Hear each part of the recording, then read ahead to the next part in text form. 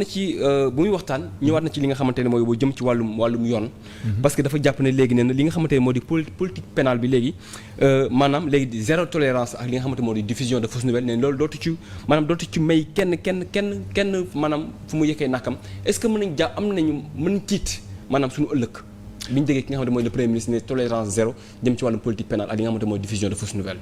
waaw xam nga li doy waar soo gisee loolu bi mu koy wax dafa mel ni ci bi mu nekkee assemblée nationale la ko décidé nekkul dafa am ay waxtaan instantané quoi. amul ci saa ci meram la ne sax léegi sax damay dugg ci affaire yi nekkul dafa waxtaan ak le ministre de la justice nekkul dafa waxtaan dans le cadre des assises nekkul dañu def benn rapport benn bilan ba ne dañuy changer politique pénale bi ci meram noonu la décidé ne léegi tolérance zéro la waaw loolu doy na waar. politique pénale du gouvernement nga wax pas politique pénale d'Ousmane Sonko lii nag moo tax nit ñi di wax en fait aujourd'hui on a un état Sonko. amul benn raison bi mu meree rek la ne sax léegi sax man finalement damay impliqué alors que. mais ragaloo lu mu wax noonu après ñu jëfee ko.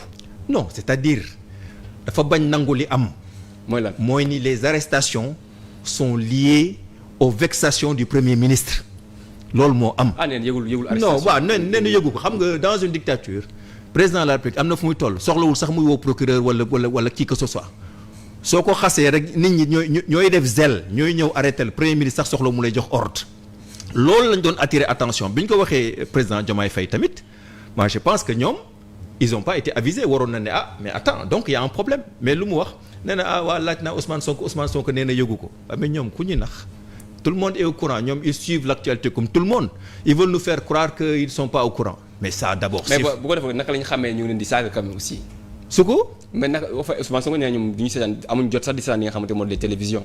non ma ne xoolal ils n'ont qu'à dire ça à d'autres ils suivent très bien l'actualité comme tout le monde ils sont renseignés ils savent très bien ce qui se passe les arrestations que ce soit même les cas de Farba Ngom tous les arrestations politiques mais les choses sont parfaitement liées ak Ousmane Sonko moom kay dafa waroon moom li mu waroon def. en tout cas nee na musul non loolu la wax jàppalu kenn. non waxuma ne jàppalu kenn je le conçois mën na nekk musul jóg téléphone am ne jàppal ma kii man loolu mun naa ko comprendre mais dama ne c'est pas parce qu'on dit lii baabu moo tax ñu koy def que baabu moo joxe ordre et généralement d'ailleurs c'est comme ça que ça se passe c'est-à-dire yow soo cautionner yenn abus yenn arrestations yi mais les gens vont continuer de le faire parce que xam na ni tacitement tu supportes ça et la preuve mu ngi nii wax na ko nee na sax léegi c'est tolérance zéro ça veut dire gën leen defati encore donc il vient confirmer donc différence bi entre les deux mooy lan léegi sax maintenant je me découvre mer naa léegi sax j'assume nee na j'assume tu assumes quoi tu assumes une réalité qui était là et tu dis je prends cette réalité mais donc c'est la réalité c'est ça man je trouve d'ailleurs parce que tout à l'heure j'ai riais il y a quelqu'un qui m'appelait il me dit que tu vas dans une émission moytul li ngay wax non en fait ça veut dire que nit ñi ñu ngi commencer ragal. voilà falaa moo tax mooy pertinence sama question bi. oui mais man je trouve ça comique me dis donc il y a un boy terreur qui est là qui s'appelle Ousmane Sonko di tiital nit ñi est-ce que ñun c'est ce qu'on voulait. mais justement c'est-à-dire nit ñi suñu lay wax loolu parce que bëgguñu nga am problème ça veut dire qu'ils commencent à internaliser le régime de terreur. buy daal journalistes yi nit ñi ils interprètent ça comme bul wax lii ci premier ministre bi waaw vraiment ça je pense que su nekkee c'est ça le régime qui veut nous imposer alors ça il faut qu'ils construisent d'autres prisons parce que y a des Sénégalais comme moi qui vont ouvertement garder leur liberté de ton et de parole parce que laataa moom mooy dugg ci politique nit ñi dañ fi nekkoon di wax ci politique di wax ci ñi fi nekk et il faut quand même rappeler soo nekkee président de la République nga nekk premier ministre nga nekk ministre mais ngal loolu moo tax nit ñi di wax ci yow bés boo nekkuloon premier ministre personne ne s'occuperait de ce que tu fais mais l'action publique c'est l'action qui concerne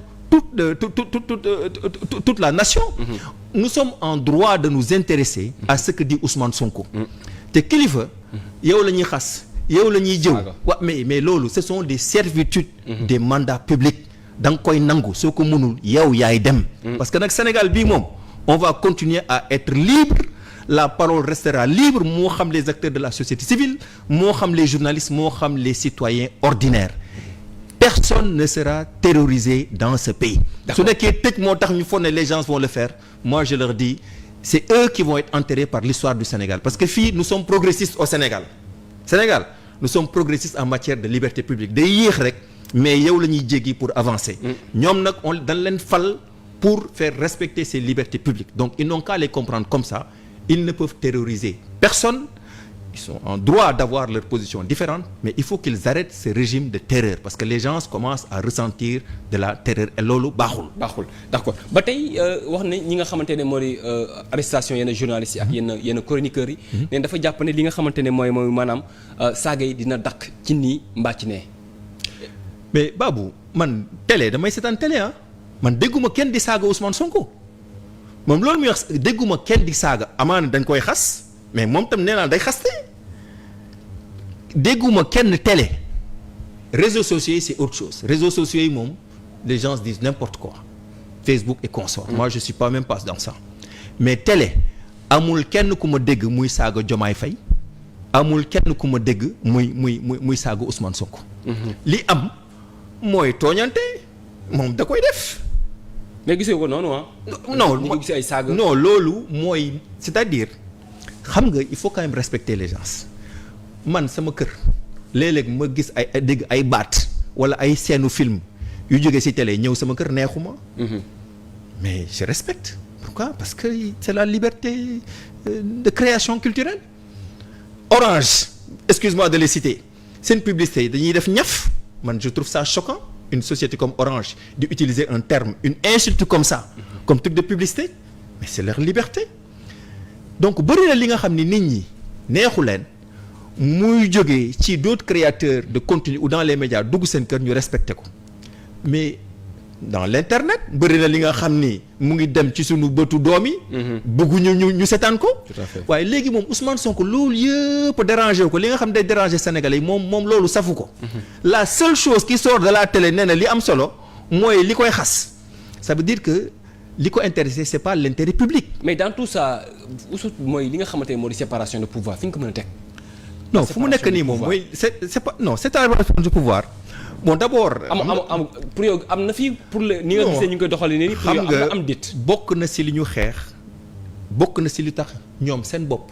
ñu agsi moo tax d'ailleurs il faut en profiter pour noter le recul parce que am na ñaar yu am benn mooy premier président de la République la dernière fois dégg ngeen ko mu wax un argument très léger nee na dafa dem ba mu demee première réunion conseil supérieur de la magistrature.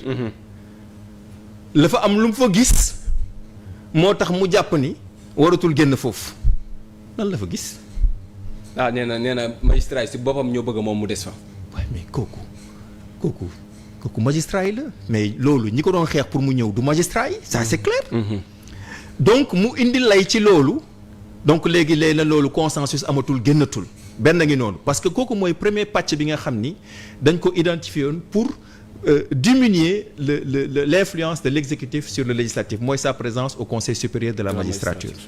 Deuxième bi mooy le premier ministre Ousmane Sonko bi mu ñëwee nee na léegi que ministre de la justice mooy autorité parquet mais loolu hiérarchie administrative la te dëgg la ni article 28 ak 29 du code de procédure pénale ñoo ne que le garde des Sceaux le ministre de la justice peut dénoncer des infractions pénales au procureur général et même lui enjoindre de poursuivre ou faire poursuivre et même de saisir d'autres juridictions pour des réquisitions que lui il estime utiles.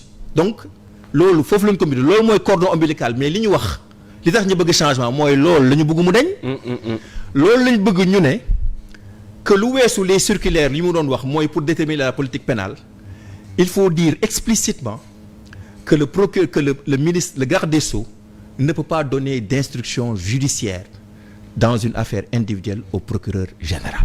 loolu lañ bëgg mu dakk donc moom fi ñu ko doon xaar nekkul ay politique pénale loolu amul problème foofu lañ ko doon xaar mu ñëw ne da koy dakk mais fu mu nekk nii j'ai l'impression qu'il est en train de faire marche arrière nee na indépendance bi faux problème la. ma rappelé ko aussi une chose. il se trompe de lecture quand il dit que le parquet c'est-à-dire. dafa am unité du corps judiciaire. Unité du corps judiciaire c'est tous les magistrats du parquet et les magistrats du siège font partie du même corps judiciaire c'est tout simplement que du point de vue de l'administration am na yenn fonctions yoo xam ne dañu ko dénk exécutif mais ça ne veut pas dire que le parquet dépend du ministère de la justice. Il y a juste une relation administrative mais sur le plan de l'indépendance de la justice, même le parquet doit être indépendant. Moo tax je lui recommande la lecture d'un excellent bouquin de l'ex-procureur ou peut-être actuellement même jusqu'à présent procureur Youssoufa Diallo, parce que il faut aller aussi parler aux gens qui ont été dans le métier, au-delà même de nos principes. Moom am na Ousmane Diagne, ñooñu mën nañ ko wax exactement si on veut une indépendance de la magistrature, qu'est-ce qu'il faut faire. Et bokk na seen suggestion que ñu ne que par exemple le procureur il ne devrait pas pouvoir être muté dans un délai de 3 ans, c'est-à-dire il faut pas que yow procureur bi su bañee def li nga def rek nga muté ko. Au niveau des juges c'est l'inamovibilité des juges, mais procureur les gens du parquet mënoon leen au moins may leen 3 ans yi nga xam ne on ne peut pas les muter ba nga xam ne tey soo ñëwee dans une affaire tu lui donnes une instruction qu'il est libre de ne pas exécuter à moins que ce soit des réquisitions écrites.